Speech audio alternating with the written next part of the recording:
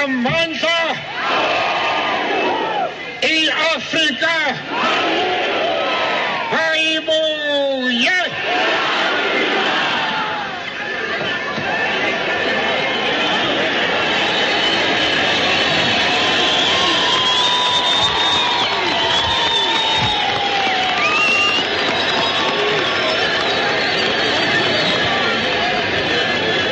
Friends,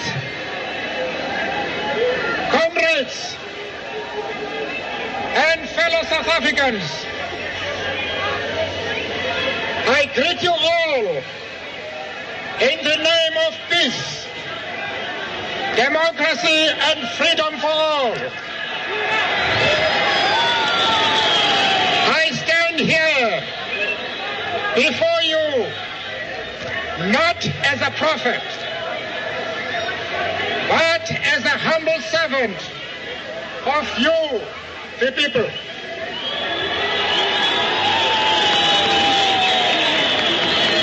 Your tireless and heroic sacrifices have made it possible for me to be here today.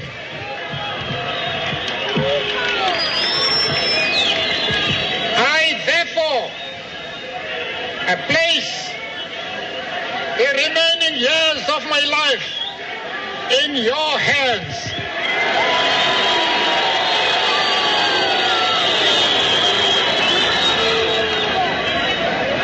On this day of my release, I extend my sincere and warmest gratitude to the millions of my compatriots and those in every corner of the globe who have campaigned tirelessly for my release.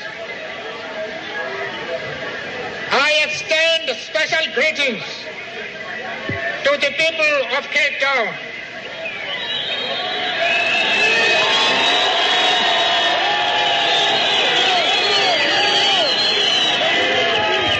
The city to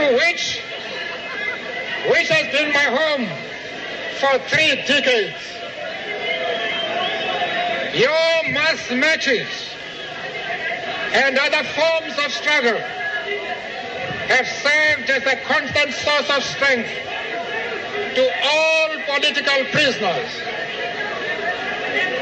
I salute the African National Congress,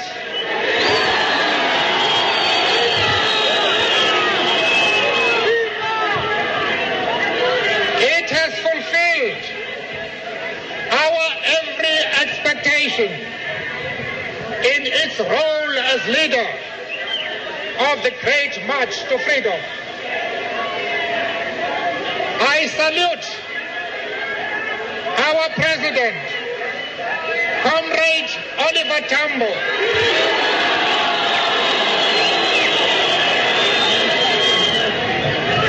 for leading the ANC even under the most difficult circumstances.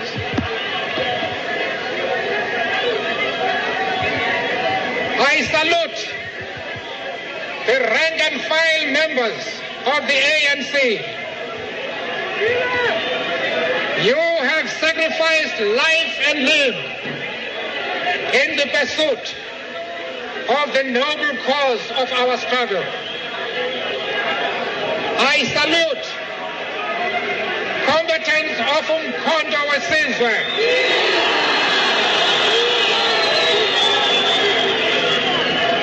like Solomon Mahlangu,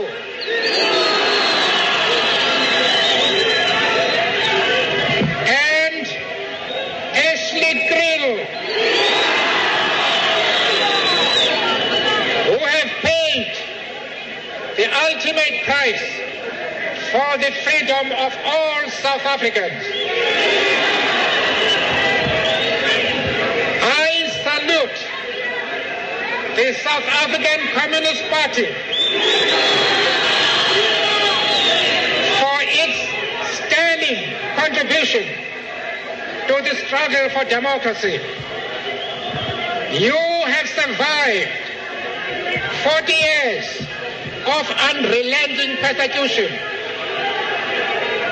The memory of great communists like Moses Kotane, Yusuf Dadu, Ram Fisher, and Moses Mabhida will be cherished for generations to come. I salute General Secretary Joe Slovo,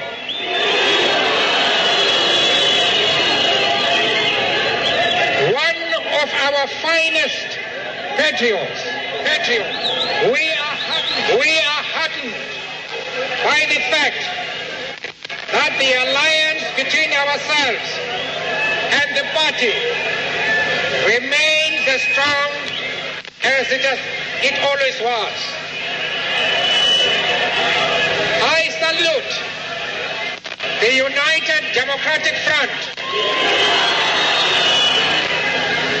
the National Education Crisis Committee,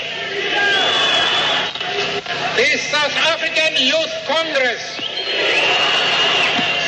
the Transvaal and Natal Indian Congresses,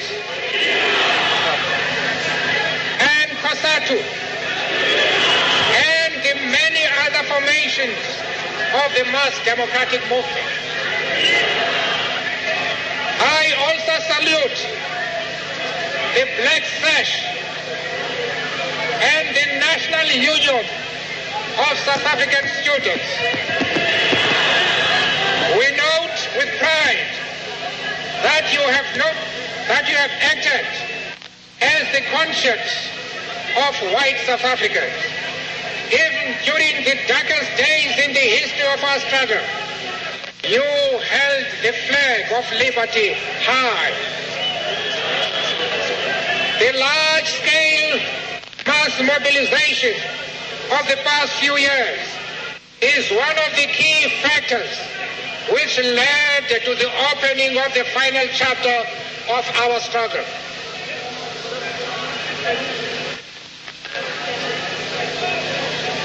I extend my greetings to the working class of our country. Your organized strength is the pride of our movement.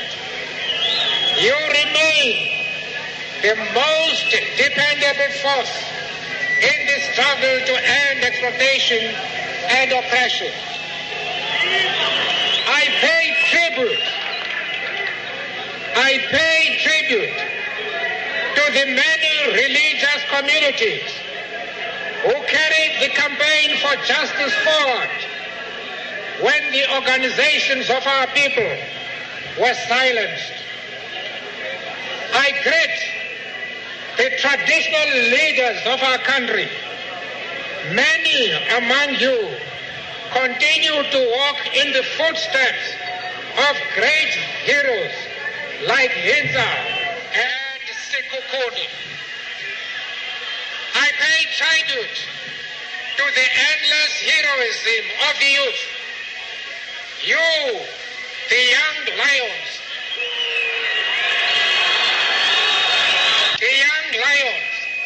have energized our entire struggle.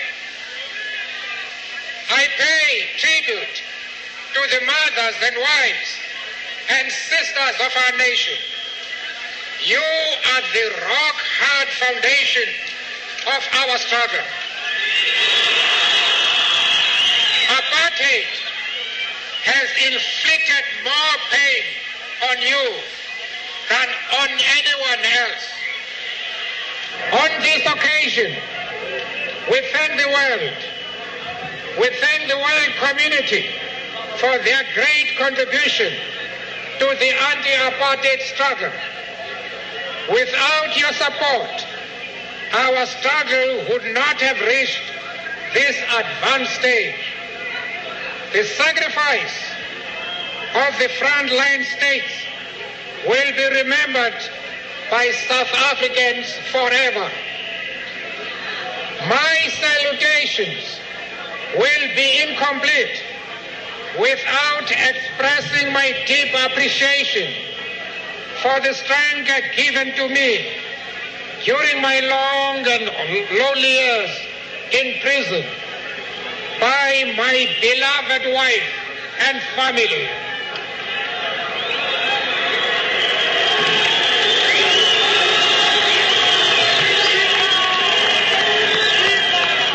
I am convinced that your pain and suffering was far greater than my own.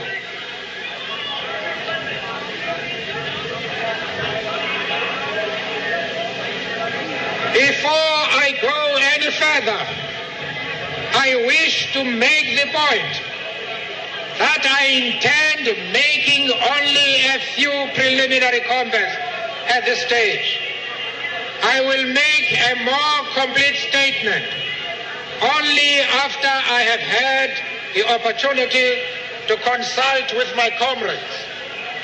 Today, the majority of South Africans, black and white, recognize that apartheid has no future.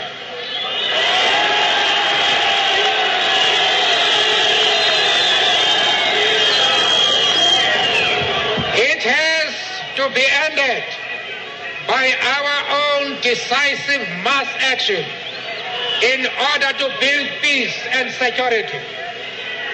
The mass campaigns of defiance and other actions of our organizations and people can only culminate in the establishment of democracy.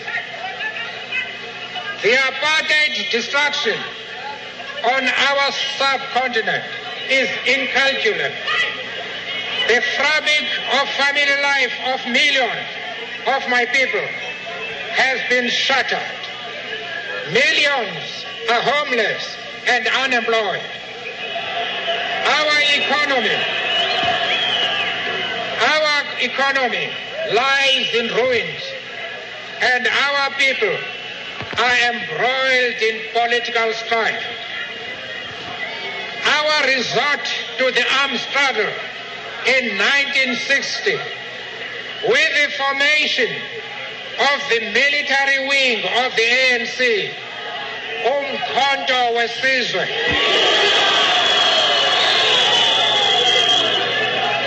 was a purely defensive action against the violence of apartheid.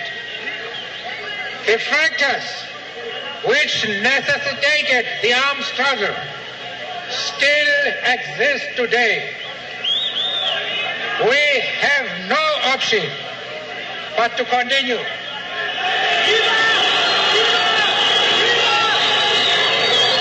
We express the hope that a climate conducive to a negotiated settlement would be created soon, so that there may no longer be the need for the armed struggle. I am a loyal and disciplined member of the African National Congress. I am therefore in full agreement with all of its objectives, strategies, and tactics.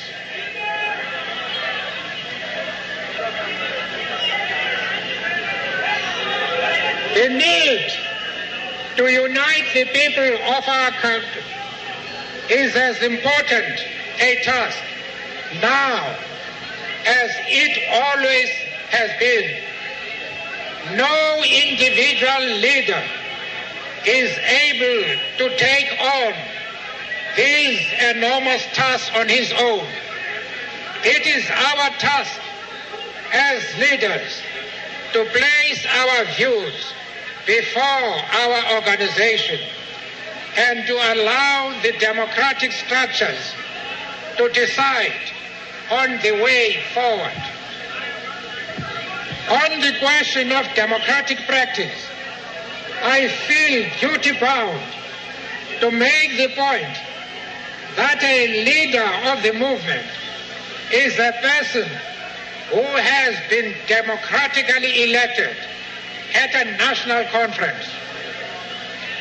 This is a principle which must be upheld without any exception.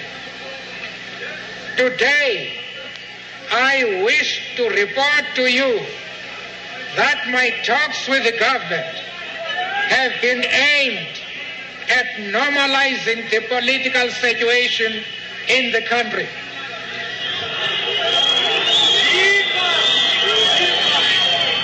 We have not as yet begun discussing the basic demands of the struggle. I wish to stress that I myself had at no time entered into negotiations about the future of our country. To insist on a meeting between the ANC and the government. Mr. de Klerk has gone further than any other nationalist president.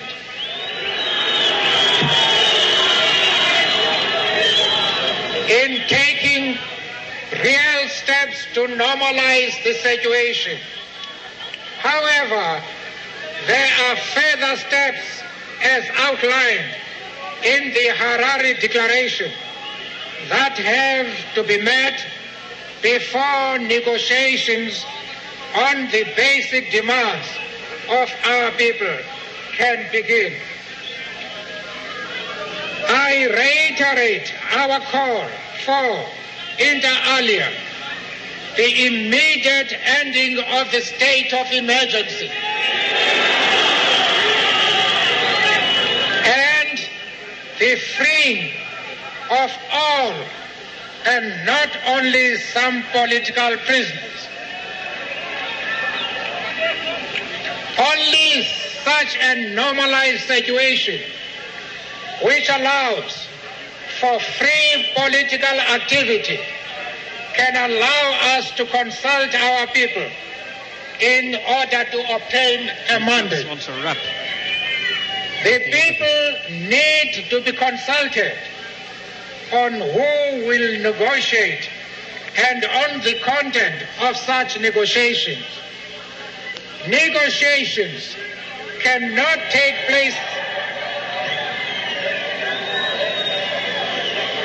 Negotiations cannot take place above the heads or behind the backs of our people. It is our belief that the future of our country can only be determined by a body which is democratically elected on a non-racial basis.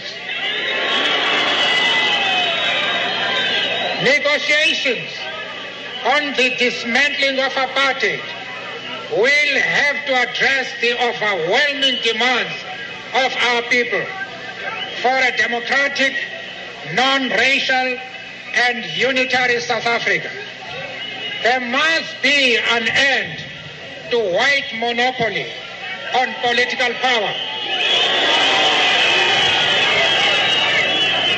And a fundamental restructuring of our political and economic systems to ensure that the inequalities of apartheid are addressed and our society thoroughly democratized. It must be added that Mr. de Klerk himself is a man of integrity who is acutely aware of the dangers of a public figure not honoring his undertakings. But as an organization, we based our policy and strategy on the harsh reality we are faced with. And this reality is that we are still suffering under the policies of the nationalist government. Our struggle has reached a decisive moment. We call on our people to seize this moment so that the process towards democracy is rapid and uninterrupted.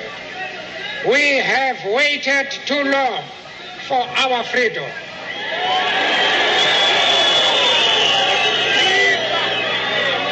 We can no longer wait. Now is the time to intensify the struggle on all fronts.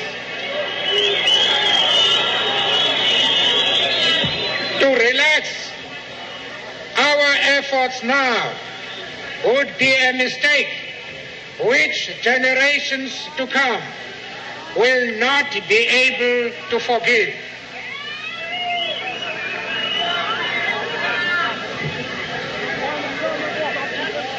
The sight of freedom looming on the horizon should encourage us to redouble our efforts. It is only through disciplined mass action that our victory can be assured. We call on our white compatriots to join us in the shaping of a new South Africa. The freedom movement is the political home for you too. We call on the international community to continue the campaign to isolate the apartheid regime, to lift sanctions now would be to run the risk of aborting the process towards the complete eradication of apartheid. Our march to freedom is irreversible. We must not allow fear to stand in our way. Universal suffrage on a common voters' roll in a united, democratic and non-racial South Africa is the only way to peace and racial harmony. In conclusion, I wish to go to my own words during my trial in 1964. They are as true today as they were then. I quote, "I have fought against white domination